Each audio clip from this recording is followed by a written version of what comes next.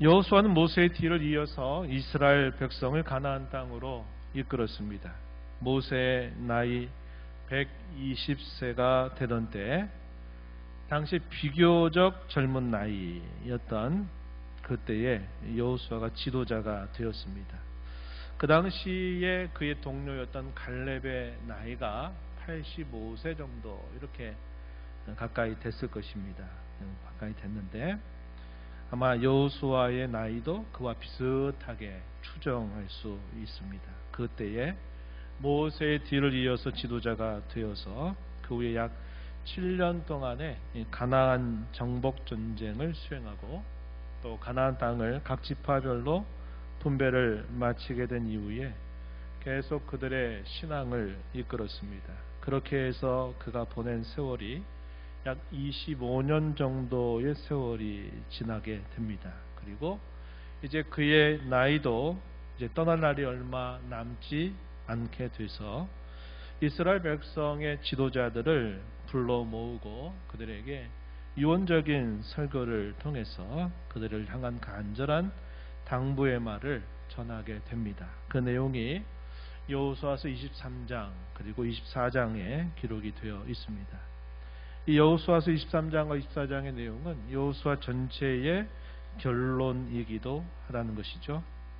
오늘 우리가 이 내용을 살펴보면서 신앙 인생이라고 하는 제목으로 함께 말씀을 나누기 원합니다. 말씀을 통해서 우리의 남은 삶이 이 신앙의 인생으로 든든히 서가는 복이 있기를 다시 한번 축원합니다.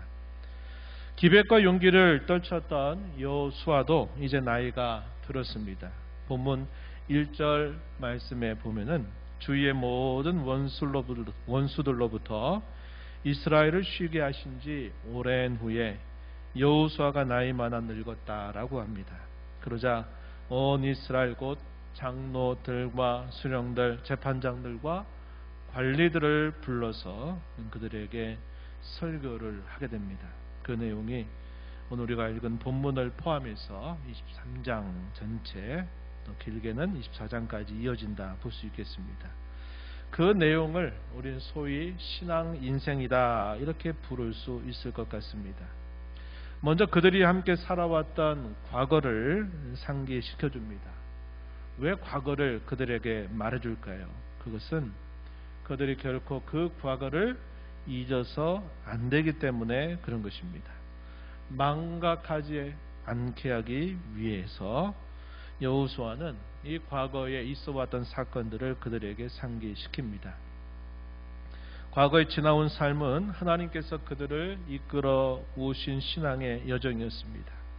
한마디로 말하면 하나님이 그들에게 약속하신 모든 것들을 하나도 틀림없이 이루어 주셨던 삶이었다는 것입니다.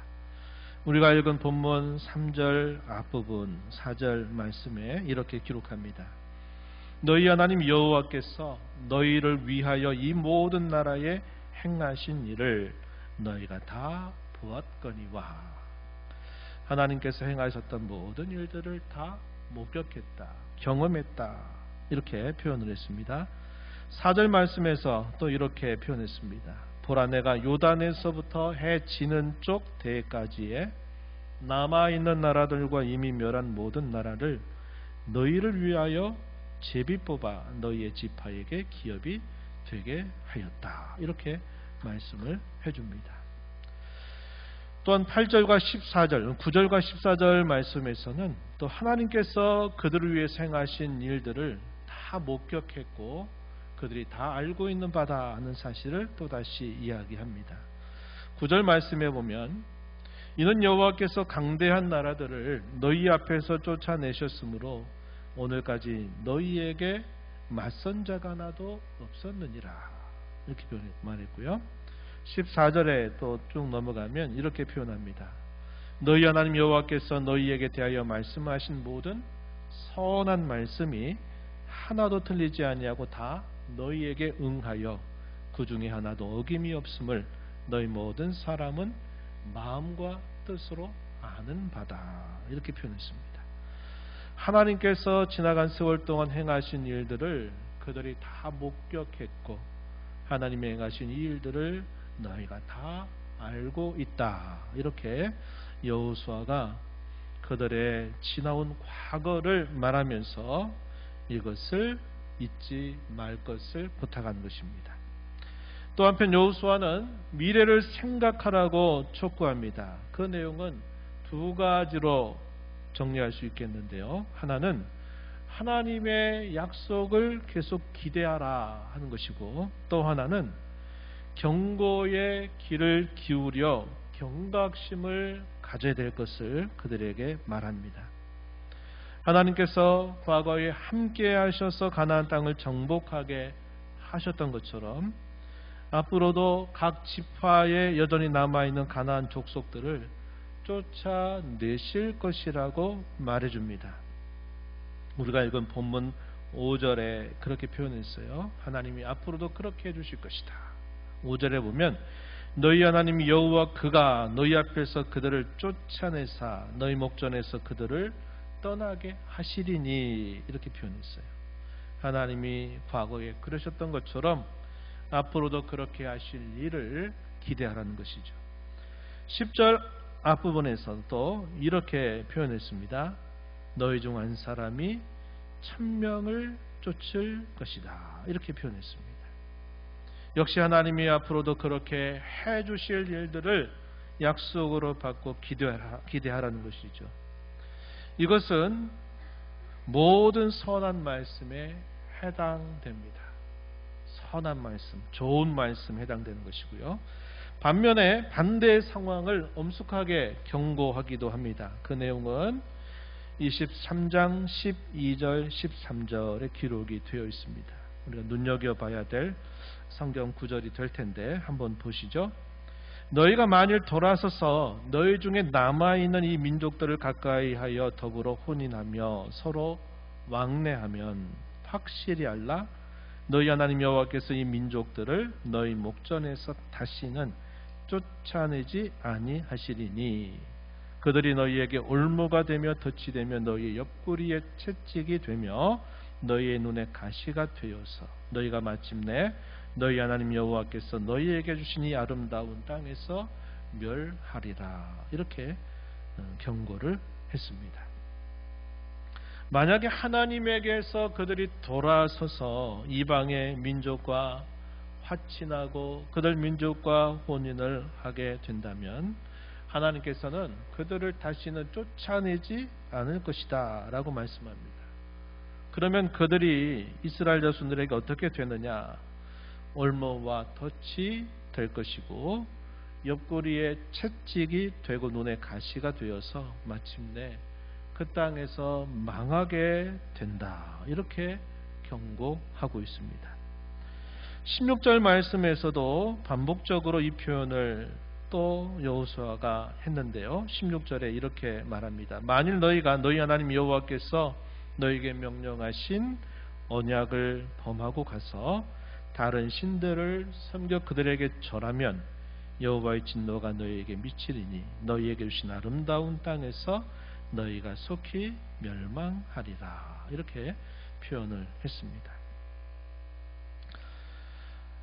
이러한 표현들을 통해서 보면은 이 여호수아는 과거에 있었던 일들을 그들에게 상기시키고 미래에 있게 될 일들을 한편으로는 기대하고 또 한편으로는 또 엄숙하게 경고하는 말을 전하고 있다 하는 겁니다. 그 미래가 이렇게 될지 저렇게 될지 하는 것에 대해서 이 두 갈래 길을 이야기했어요. 그리고 나서 여호수아가 집중하는 게 뭐냐면 그렇다면 오늘을 어떻게 하느냐 하는 것에 집중할 것을 가르치는 겁니다. 오늘 우리가 살아가는 이 삶이 이 미래의 두 갈래 길 앞에서 우리의 운명을 결정할 것이다 하는 사실을 말해주는 것이죠. 오늘은 과거와 미래를 이어주는 다리와도 같습니다. 여호수아는 오늘을 강조하면서 집중할 것을 촉구하는데요. 우리가 지금까지 살아온 삶을 되돌아보면 알 수 있는 것처럼 우리의 삶에 있어서 어떤 부분은 사람이면 누구나 피할 수 없이 감당해야 할 몫도 있고 또 그 과정도 있지만 또 다른 부분은 수많은 선택의 갈림길 앞에서 어떠한 선택을 하느냐에 따라서 그 결과를 받아들이고 책임을 져야 할 부분도 있습니다. 한 CCM의 노래를 보면 이런 가사가 있어요. 세상엔 수많은 길이 나의 앞에 있지만 나는 예수를 따라 가기로 했네. 이런 가사가 있습니다. 제가 많이 불렀던 노래이기도 한데 여러분들이 그 노래를 혹시 기억하시는지 모르겠어요. 그런 가사가 있는 것처럼 우리는 삶의 다양한 길 앞에서 예수님을 믿는 사람들이 되었습니다. 그렇다면 그 믿는 신앙에 맞는 삶이 무엇인가를 찾고 선택하고 집중해야 합니다. 나는 예수를 따라 가기로 했네 고백하면서 미련이 남아 있는 것처럼 다른 길을 계속 기웃거리고 아쉬워한다면 우리의 가는 길이 어떻게 되겠습니까? 우리의 삶을 한 길로 정했다면, 예수를 믿기로 정했다면 그것에 맞게 다른 길들을 단순하게 정리할 필요가 있다는 겁니다. 그래서 우리가 자주 기회가 될 때 나누지만 복잡하게 우리의 삶을 살아가는 것보다 우리 성도는 우리의 삶을 단순하게 만드는 것이 중요합니다. 그래야 중요한 일에 집중할 수 있기 때문에 그런 것이죠. 오늘 본문에서 여호수아가 강조한 것도 그와 마찬가지입니다. 자신들에게 주어진 오늘을 집중해야 한다는 것이죠. 그렇다면 오늘 집중해야 할 것이 무엇이라고 가르칠까요? 여호수아서 23장, 24장을 통해서 우리는 두 가지를 집중할 수 있어야 하겠습니다. 첫 번째는 하나님이 누구이신지를 알라는 것입니다. 그분은 한편으로는 자기 백성들을 위해서 대적들과 싸우신 분이시고 또 한편으로는 자기 백성들에 대하여 질투하시는 하나님이시다. 이렇게 소개합니다. 본문 3절 하반절 말씀에 보면은 이렇게 기록했어요. 너희 하나님 여호와 그는 너희를 위하여 싸우신 이시니라. 이렇게 소개했습니다. 또 24장 19절에서 여호수아는 그 백성들에게 또 이렇게 말합니다. 너희가 여호와를 능히 섬기지 못할 것은 그는 거룩하신 하나님이시요 질투하시는 하나님이시니 너희의 잘못과 죄들을 사하지 아니하실 것입니다. 이렇게 말했어요. 하나님이 거룩하신 분이다. 또한 그분은 질투하시는 하나님이시다. 이렇게 표현을 했습니다.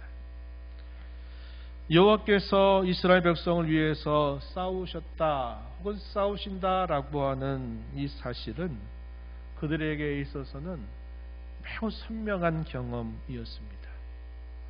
다른 시대보다도 아주 선명한 경험이 될 수 있었어요. 우리가 아는 것처럼 이 가나안 땅을 버티고 있었던 가나안 족속들이 있는 그 땅을 점령하기까지 약 7년 세월 동안 이스라엘 백성들은 전쟁의 경험이 거의 없음에도 불구하고 그 강대한 족속들과 전쟁을 치르면서 단 한 번의 패배가 없었다는 겁니다. 물론 한 번의 실패가 기회가 있었던 일은 있지만 결코 그 전쟁에서 패배를 당한 적은 한 번도 없었다는 거죠. 그걸 어떻게 해석해야 됩니까? 그들이 분명히 깨닫게 되는 사실은 뭐냐면 그 전쟁을 수행하는 모든 일과 과정에 있어서 하나님께서 자기 백성들을 위해서 싸우셨다라고 하는 사실 외에는 그 싸움에 대하여 해석할 길이 없다는 겁니다. 그만큼 당시의 이스라엘 백성들은 여호와께서 너희를 위하여 싸우신다라고 하는 이 말씀이 너무나 선명하게 경험으로 했던 말씀이 되었다 하는 사실이죠. 그런데 여호수아는 그 하나님을 두고 또 뭐라고 말씀하냐면 하나님은 질투하시는 하나님이시기도 하다 이렇게 말합니다. 이 말이 무슨 뜻일까요? 하나님은 자기 백성들을 너무나 사랑하셔서 그들에게 온전한 사랑과 헌신을 원하신다라는 뜻을 말하기 위해서 하나님은 질투하시는 분이다, 이런 표현들을 사용했다는 겁니다. 온전히 하나님이 그의 사랑을 자기 백성에게 나타내신 것처럼 자기 백성들의 마음이 온전히 하나님께 향하기를 바라시는 것을 두고 질투하시는 하나님이다, 이렇게 표현하고 있다는 겁니다.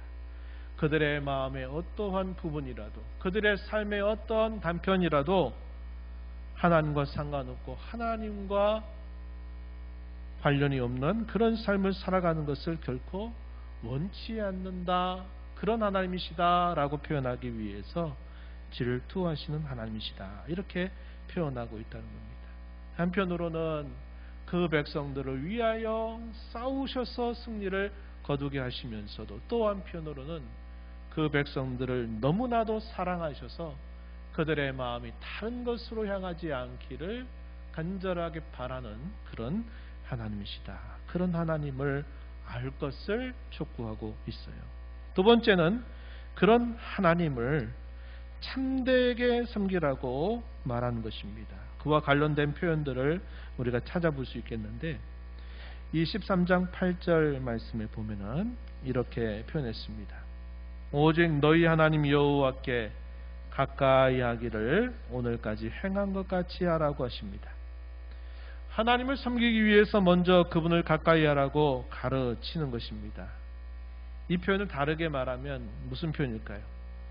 그분과 늘 함께 하라는 뜻입니다. 가나안 종교를 비롯해서 당시 고대 근동 종교에서 자신들이 섬기는 신을 가까이 하라고 요구하지 않아요. 필요하게 여길 때 혹은 특별한 때 그 신 앞에 나아가면 됐던 겁니다. 하지만 여호와 하나님은 먼저 가까이 하라고 요구하십니다.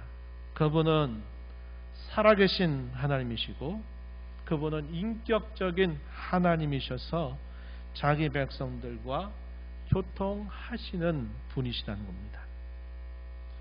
우리의 예배가 그저 예배 시간이나 예배 순서에 참여하면 되는 것이 아니죠.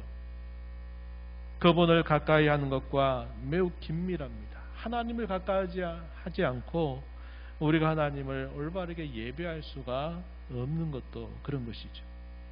하나님을 가까이 하는 것 없이는 참된 예배를 하나님 앞에 드릴 수 없는 것입니다. 성경은 하나님께서 언제나 우리와 함께 하신다는 사실을 가르쳐 줍니다. 여호수아서 1장 9절 하반절에서도 우리가 읽었던 말씀이죠. 여호수아에게 하나님 이렇게 말씀하셨어요. 네가 어디로 가든지 내 하나님 여호와가 너와 함께 하느니라, 이렇게 말했습니다. 하나님이 우리와 함께 하신다는 것은 행복한 일이 될 수도 있고요, 또 불편한 일이 될 수도 있을 것입니다. 언제 행복하고 언제 불편한 일이 될까요? 그것은 우리가 하나님을 가까이 하면, 하나님을 친근히 한다면 하나님 우리와 함께 하신다는 사실이 행복하게 느껴질 것이고, 그렇지 않다면 하나님 우리와 함께 하신다고 하는 것이 불편해질 것입니다. 하나님도 우리가 언제나 금과 함께 하기를 바라십니다. 하나님이 우리와 함께 하시는데 우리는 하나님을 친근히 하는지 다시 점검하고 성찰해 보기를 바랍니다. 이어서 여호수아는 오늘 하나님을 참되게 섬기라고 촉구합니다. 그의 말을 직접 함께 우리 같이 읽어보겠습니다. 24장 14절 15절이에요. 함께 이 말씀을 같이 읽어보겠습니다. 그러므로 이제는 여호와를 경외하며 온전함과 진실함으로 그를 섬기라. 너희의 조상들이 강 저쪽과 애굽에서 섬기던 신들을 치워버리고 여호와만 섬기라. 만일 여호와를 섬기는 것이 너희에게 좋지 않게 보이거든 너희 조상들이 강 저쪽에서 섬기던 신들이든지 또는 너희가 거주하는 땅에 있는 아모리 족속의 신들이든지 너희가 섬길 자를 오늘 택하라. 오직 나와 내 집은 여호와를 섬기겠노라. 아멘. 이렇게 말했습니다. 여기서 여호수아가 그들에게 간곡하게 당부하는 말씀은 하나님을 참되게 섬기라고 하는 요구였습니다. 당시 대단히 의외로 들렸을 수도 있을 거예요. 이렇게 생각할 수 있죠. 아니 지난 세월 동안 우리가 하나님을 섬기며 여기까지 왔는데 오늘 섬길 자를 택하라니 도대체 이게 무슨 말인가 하는 생각이 들 법도 했을 겁니다. 그런데 여호수아는 뭐라고 말합니까? 하나님을 섬기되 어떻게? 온전함과 진실함으로 섬기라고 말하고 있습니다. 이 온전함과 진실함이라고 하는 말의 의미를 쉽게 이야기하면 모든 충성스러움, 이것을 뜻하는 말입니다. 충성스러움인데 어떤 충성스러움이냐? 모든 충성스러움으로 여호와 하나님을 섬기라, 이렇게 요구하고 있다는 것입니다. 또한 여호수아는 이에 덧붙여서 한 가지를 더 말하는데요. 그것은 하나님을 섬기는 데는 그분을 향한 사랑이 동반되어야 한다는 사실을 덧붙였습니다. 23장 11절 말씀에 보면은 이렇게 표현했어요. 그러므로 스스로 조심하여 너희 하나님 여호와를 사랑하라, 이렇게 말합니다. 하나님을 섬기는데 지금 뭐라고 이야기하는 겁니까? 그분을 가까이 해라, 혹은 그분을 친근히 하도록 해라. 또 하나님을 섬기는데 어떻게 하라고 합니까? 그분을 사랑해라. 그분을 가까이 하는 것, 그분과 함께 하는 것, 그분을 사랑하는 것은 하나님을 섬기는 것과 얼마나 긴밀한 사실인가를 밝혀주고 있다는 것입니다. 사랑하면 좋아지죠. 사랑하면 어려운 일도 그렇게 어렵게 느껴지지 않죠. 사랑하면 무엇인가를 하고 싶은 마음이 일어납니다. 그렇지 않다면 반대가 될 겁니다. 뭐든지 해도 미워지고 뭘 해도 다 힘들게 느껴질 것이고 무엇인가 하고 싶은 마음이 추고도 들지 않을 겁니다. 우리가 하나님을 사랑한다고 하는 것은 그분을 섬기는 데 있어서 가장 좋은 바탕을 이루는 것이 된다고 하는 겁니다.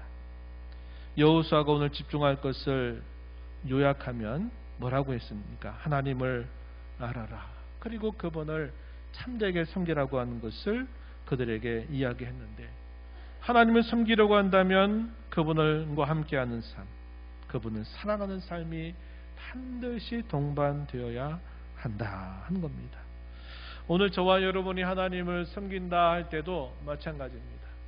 우리가 필요한 때만 나와서 하나님을 찾고 하나님과 함께하는 것이 아니라 우리의 모든 일상이 그분과 함께하는 삶이 되어야 한다는 것이고, 하나님께서 우리에게 말할 수 없는 사랑을 베푸셔서 우리에게 그 사랑의 증표를 나타내신 것처럼 우리도 하나님을 향한 그 사랑이 함께할 때 우리가 하나님을 참되게 섬기고 하나님을 예배할 수 있게 된다는 것을 알게 됩니다. 지금까지 우리는 여호수아의 마지막 유언적 설교에서 과거와 미래, 그것을 잇는 오늘을 어떻게 살 것인가를 함께 생각해 보았습니다. 우리가 그걸 두고 신앙의 인생이다, 이렇게 말할 수 있을 거예요. 이제 그 교훈을 생각하면서 몇 가지 적용과 권면을 함께 나누고자 합니다. 첫 번째는 우리의 신앙 인생에서 가장 치명적인 문제가 무엇인가를 알고 주의해야 되겠다는 것입니다. 뭘까요? 그것은 하나님께서 베푸셨던 은혜를 망각하는 것이 될 것입니다. 그리고 항상 어떤 일들을 생각하고 계획하고 행하는 그 모습이 결국은 우리 자신으로 돌아가려고 하는 강렬한 본성이라고 합니다. 이게 조금 추상적인 말이 될 수 있겠는데 이렇게 말할 수 있을 것 같아요. 은혜로 시작했는데 육체로 마치는 것, 성령으로 시작했다가 자기 욕심으로 마치는 것, 선으로 시작했는데 악으로 마치는 것, 하나님의 일로 시작했는데 결국 사람의 일이 되고 마는 것 등 이런 것들을 우리가 다 통칭해가지고 뭐라고 말할 수 있을까요? 가장 우리가 갖고 있는 치명적인 문제가 된다는 겁니다. 그러니까 항상 어떤 것들이 다 어디로 오냐면 자기 자신에게로 돌아온다는 거예요. 처음에는 은혜로 시작하고 믿음으로 시작하고 하나님의 일로 시작했는데 나중에 보니까 그게 다 어디로 갔느냐? 결국 다 우리 자신의 그 생각, 자기의 욕심, 자기의 뜻으로 결국 다 거기에 복귀하고 마는 거죠. 스프링이라고 하는 게 있죠. 스프링. 잡아당겼을 때 그 스프링이 힘을 줘가지고 잡아당기면 이렇게 벌어지는데 그 잡아당겼던 힘을 우리가 치워버리면 어떻게 됩니까? 다시 본래 모습으로 돌아가려고 하는 거예요. 우리 사람에게 있어서 가장 치명적인 문제, 인류 역사 전체를 두고 가장 치명적인 문제는 결국은 나 자신의 그 부패한 생각과 마음과 본성으로 다시 돌아오려고 하는 강렬한 욕구가 우리에게 언제나 남아있다는 거예요. 우리가 신앙이라고 하는 힘, 하나님의 은혜라고 하는 힘, 그분이 우리에게 공급하시는 그분의 능력, 이런 것들로 우리가 힘을 공급받아서 계속적으로 다시 복귀하려고 하는 우리 본성을 향하는 그 마음을 잡아 늘리는 일을 하지 않으면, 저절로 두면 다시 그 모습으로 돌아가는 우리의 이런 본성이 우리 안에 늘 있다고 하는 사실을 우리가 주목해야 되겠다 하는 겁니다. 이것을 우리가 잘 생각하고 이 문제를 잘 우리가 다스리지 못하면 우리의 신앙의 인생이 아름답게 마무리될 수가 없다는 것을 우리는 기억해야 되겠다는 겁니다. 두 번째는 우리 안팎의 질비한 우상들을 척결해 나가자고 하는 것입니다. 우리가 하나님을 가까이 하지 않으면 가까이 하지 않는 그만큼 그 자리를 다른 것으로 채우게 되어 있습니다. 여호수아는 하나님을 가까이 하지 않으면 다른 우상들이 그 자리를 대신할 것이라고 경고했습니다. 다음의 말씀을 보십시오. 여호수아서 23장 7절 말씀에 너희 중에 남아있는 이 민족들 중에 들어가지 말라, 그들의 신들의 이름을 부르지 말라, 그것들을 가리켜 맹세하지 말라, 또 그것을 섬겨서 그것들에게 절하지 말라. 여호수아가 하는 하나의 가르침 속에 하나님을 가까이 해라, 친근히 해라, 그분을 섬겨라 이렇게 말하면서 그 반대의 경우가 어떤 경우라고 말합니까? 다른 신들을 따르고 다른 신들을 숭배하고 다른 신들을 섬기는 것이다 하는 것을 경고하고 있는 것이죠. 여호수아서 24장 23절 앞부분에서도 여호수아가 이렇게 또 말합니다. 그러면 이제 너희 중에 있는 이방 신들을 치워버려라, 이렇게 그들에게 촉구하고 있다는 겁니다. 오늘 저와 여러분에게도 하나님의 자리를 대신하는 것이 있다면 그것이 바로 우상이라는 사실을 기억해야 합니다. 우리 바깥에 수많은 우상들이 있을 수 있어요. 수많은 우상들, 재물이 될 수도 있고 영예가 될 수도 있고 무엇인가를 소유하러 가는 열망이 될 수도 있고 무엇인가를 이루고자 하는 야망이 될 수도 있을 것입니다. 뿐만 아니에요. 우리 안에 수많은 우상들이 있을 수 있습니다. 앞선 우리 믿음의 선배들은 우리 마음에 대해서 이런 표현들을 했어요. 우리 마음이 우상을 만들어 내는 제조 공장과도 같다, 이렇게 표현을 한 바가 있습니다. 그만큼 우리의 마음속에 자리 잡고 있는 것들이 항상 우상 쪽으로 기울 수 있는 소리가 너무나도 많이 있다는 사실을 주목하라고 하는 표현이 되겠습니다.